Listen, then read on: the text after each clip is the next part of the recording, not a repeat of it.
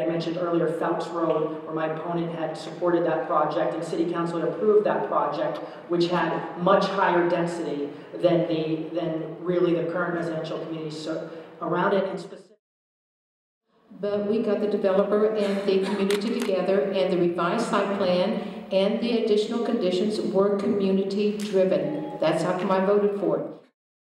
Well, the conditions were community driven, but that was a community that was driven to its last leg because we did not feel like we had an option. For Councilmember Wynn to say that it was community driven is not accurate. We just didn't feel like we could win the type of development we felt should be here, which was single-family home. We were frankly very surprised that the plan by the developer even got through the Planning Commission. It doesn't follow the UDC as far as lot sizes, as far as access. It doesn't follow the comp plan. The transition from single-family to multifamily, none of these issues appeared to be addressed properly.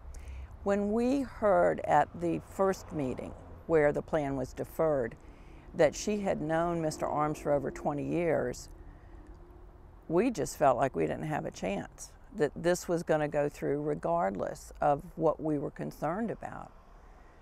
And yes, we did work with the developer to try and reduce the number of homes, but it still feels way too dense for this area. The developer refused to discuss density.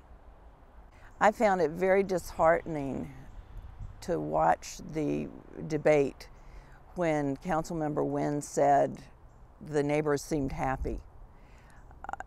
If you go back and read the minutes of that meeting after my statement, there was a litany of complaints and concerns, and none of those were really addressed. We don't feel like we're being heard.